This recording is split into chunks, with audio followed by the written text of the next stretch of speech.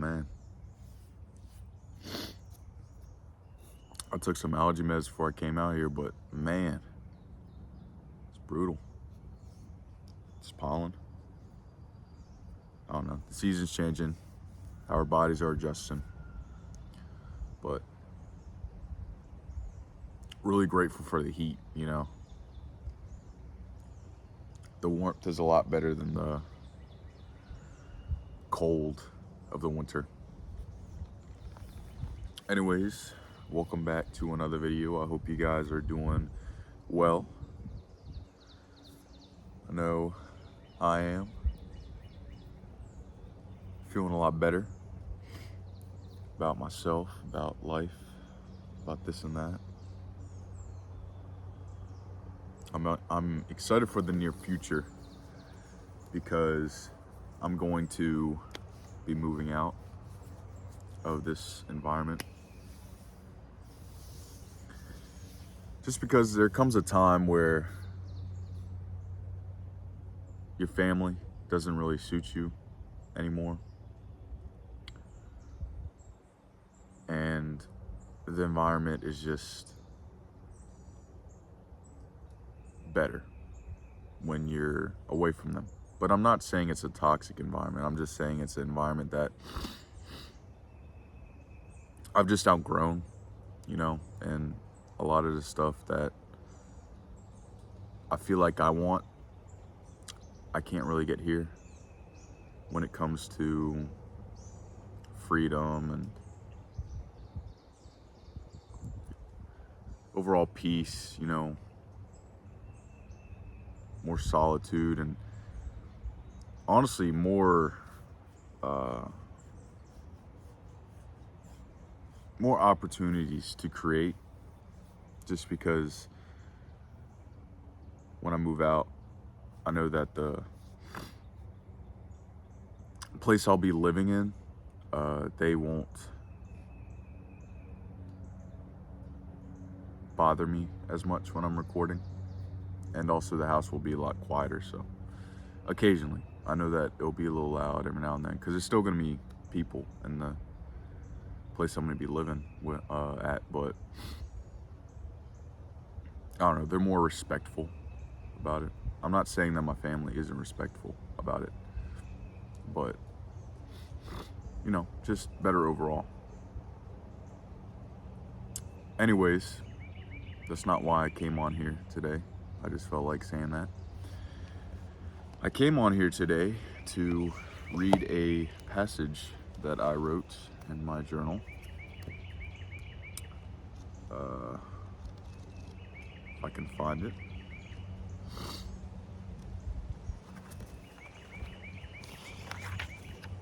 Here it is. But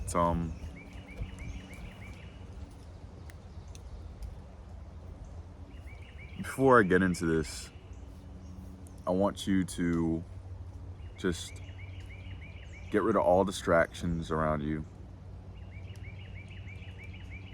Really just get in tune with the video and let this environment take you away for the duration of the video. Because when I create these videos, my goal is to create a space that takes you away from your reality in that moment, whether it's good or bad.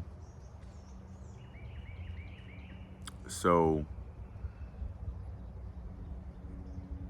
you can feel some sort of light or peace or love coming from this video. And you know, since we're outside as well, you can hear the birds. You might be able to hear the wind, I don't know, the trees, you know. Just get encased from the stillness of the forest as you listen to what I have here for you today. Here we go, right? April 17th, 2025. When we lose the touch of who we are. Let me restart. When we lose the touch of who we truly are, we spiral out of control. We tend to pick up the self-destroying habits because we are lost in the abyss of the mind.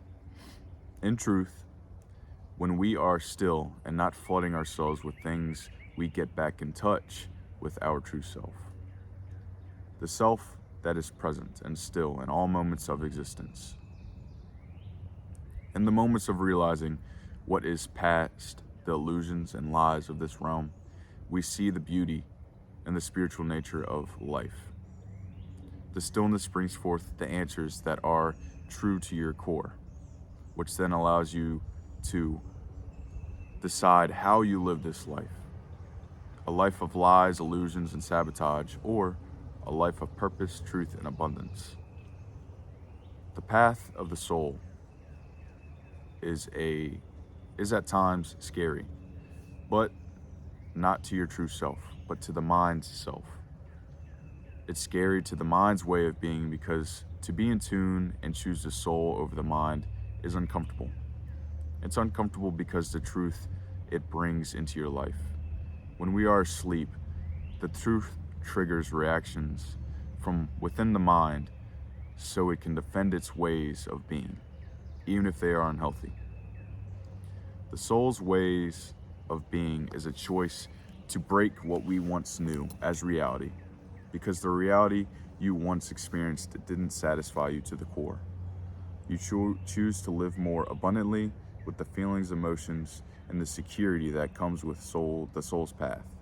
Instead of viewing everything as dark, you start to view everything as the light that it is. Everything becomes a lesson, not a setback. Actions become derived from purpose, not for a temporary feeling. All becomes a meaningful experience on your journey to yourself, rather than a waste of energy. When we choose this way of being fueled from the soul, we choose our self-love, our self-respect, our self-preservation. And it's not selfish. It's just realizing that we must choose ourselves first before the world has the option to choose us. We must prepare our inner world to the point where nothing can affect us outside of ourselves in the external world, so we can change the world with the infinite potential we all have within us. Choose the soul so we can reach a place of love and light for all of us. It's about being the example to the world on what we can become as a collective, as one.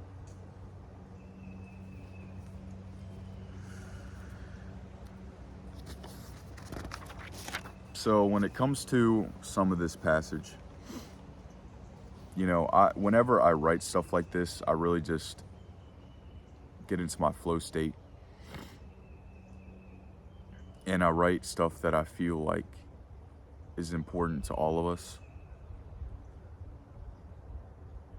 When I talk about flooding ourselves with all these things that we do, I'm talking about habits, actions, whether it's substances, media, all this stuff that really clouds our true vision, our true direction of where we want to be in life, Because all these things around us, they're just meant to have these conditions within our mind that trigger cycles of comparison, doubt, fear, regret, all these lower vibrational feelings that are meant to keep us away from our highest potential. And when we get tired of that life, we try to find a different way of being that actually fulfills us to the core, and when it comes to the stillness, it does a lot. It may not seem like it, and an example of the stillness bringing forth answers to you that are for your true self to the core is meditation. When you meditate, your mind becomes flipped off for a little bit. Even though it's not truly off, the mind is always going to go. You flip that switch from the awareness of your mind to the awareness of all within yourself and around yourself all at once. And your soul starts to point you in the direction that it wants you to go, rather than where the mind wants you to go. We tend to sabotage ourselves a lot when it comes to the actions and decisions that we make, but it's up to us on making those actions and decisions and being aware of what is best for us, not what's best for our mind, but for us, to the soul. And this transition from mind to soul is scary, because when I first got in touch with my spirituality, my mind was so triggered on why I'm changing my ways that were so comfortable. Why am I starting to grow and evolve from that of which I was into that of which I am now? And it's because that way of being, it didn't satisfy me. And when you're comfortable with what you're doing, there is not going to be any growth. There's not going to be any evolution. There's not going to be any transformation from anything, because you're comfortable. You're not really doing anything to make yourself uncomfortable, to make yourself grow, to make yourself evolve into something that you could be. And once we start being aware of these triggers and reactions from the mind, we start to realize, then again, the illusions of the mind and how it clouds our direction in life. You know, with all the sins that we end up taking action upon from the mind, and all the wicked actions that we ended up taking to fill ourselves within the mind, but not the soul. And the reason why most of us will try to evolve from that way of being is because at some point in your life, if you're not living to your soul's path, everything that you do in everyday life just doesn't satisfy your craving for life. It doesn't fulfill you. It doesn't make you happy. It doesn't bring you peace. You just get bored of everything. You get annoyed with how life is now because you're tired of it. And when you choose the path of the soul,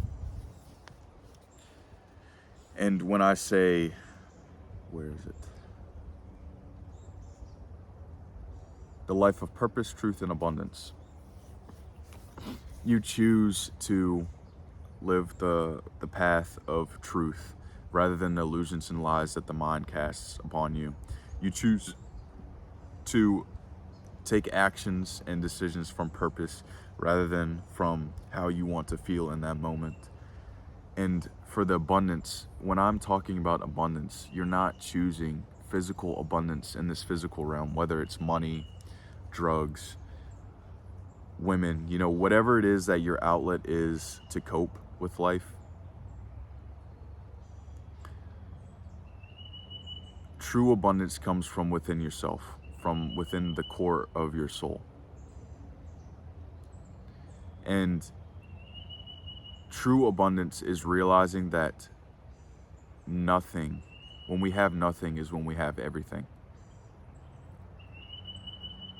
You're okay with not having this, not having that. You don't want everything because you're just so happy and peaceful and joyful the way you are without anything else, that everything else just comes to you because you're attracting the vibration of abundance, because you are abundance. And with this way of the soul, you start seeing everything as lessons.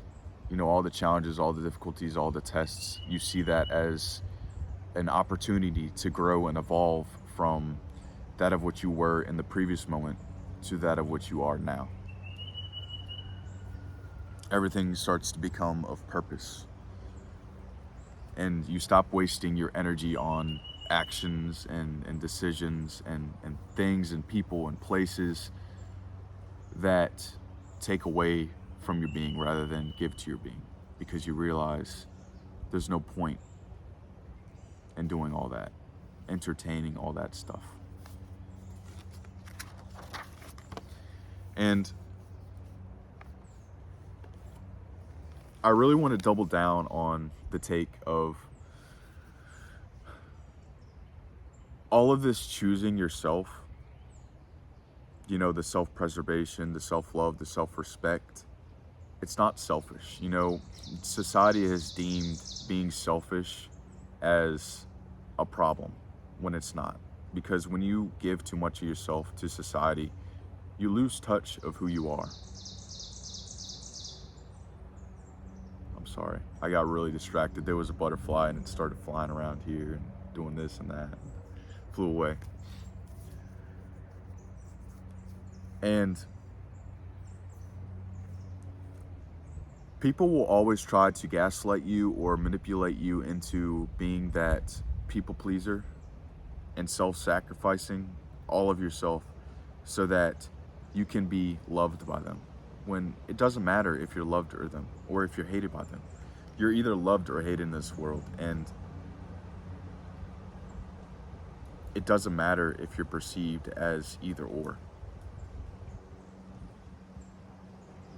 What matters is how you view yourself and how comfortable you are within yourself to choose yourself over others in this life.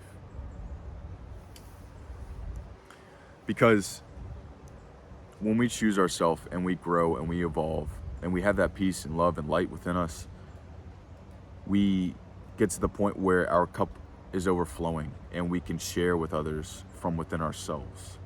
We can be that example to the world of what we can be rather than what we were. Because we all have this infinite potential within us. It's just takes time for us to really realize and find that ultimate power within us to achieve that of which we desire to the core. And the last section of this that I'm going to deeply explain is the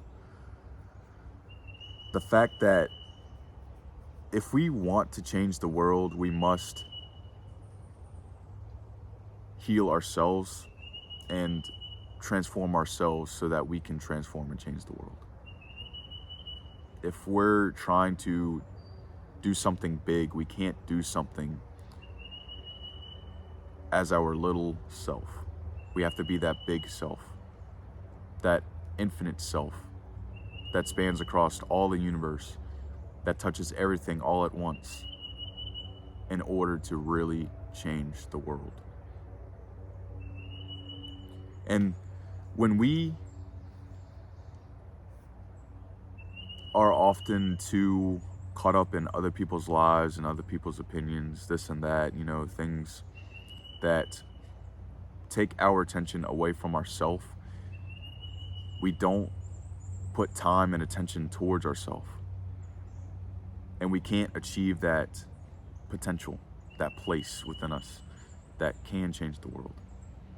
So when we choose the path of the soul,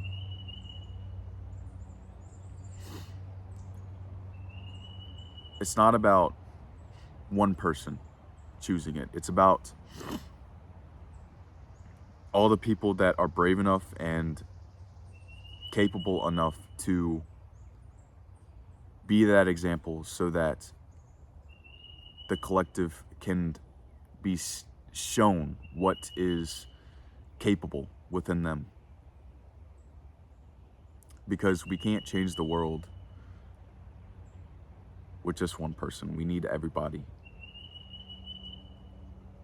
And that's why I say, as a collective, we all should choose the path of the soul, the path of weakness, the path of love.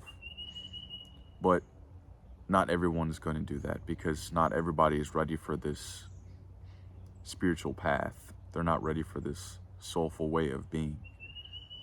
They're just not ready. Maybe in the next lifetime, or maybe the lifetime after that, but not in this lifetime. And that's okay. You know, society will get to the place where it needs to be for peace, love, and light. But it's all going to happen in divine timing. It's not going to happen instantly. And that's okay. Anyways, that's going to be the end of the video. I love you. Stay present. Stay safe, y'all.